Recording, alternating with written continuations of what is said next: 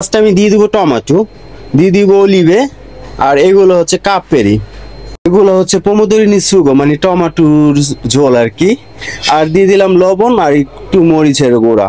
ওকে, এটা হচ্ছে আমার মাছটা আমি একটু কাইটা নিব এই কাটাগুলো, আর এখান দিয়ে একটু ফাইরা দিব। ঠিক আছে, যেহেতু মাছটা অনেক বড় এই জন্য একটু ফাইরা দিলাম। তো এই মাছটা হচ্ছে 4 জনের, আমি 2টা মাছ রান্না করবো একসাথে, তো গ্যাসের জন্য আমি একটু ফাইরা দিলাম মাছটা। ঠিক আছে, তো এখন আমি পানি দিয়ে দিলাম, পানি দেওয়া শেষ আমার। এখন হচ্ছে আমি এই মাছগুলো দিয়ে দিব এখানে। ঠিক আছে, মাছগুলো বসায় দিয়া তারপরে হচ্ছে আমি ফর্নতে দিয়ে দিব। বন্ধুরা আমার মাছটা কিন্তু হয়ে গেছে গা, এটার আমি এখন প্রিপারেশন করে সামনে পাঠাই দিব। তো ফার্স্ট আমি একটু দিয়ে দিলাম প্রেসেমোলো, দেন এখন আমি সুন্দর করে এই মাছটাকে বাসের ভিতরে নিয়ে নিব। ওকে, তো যাতে না ভাঙে এভাবে কিন্তু আমার মাছটারে উঠাই নিতে হবে। দেন দুটো মাছ আমি আগে বাসের ভিতরে নিয়ে নিব।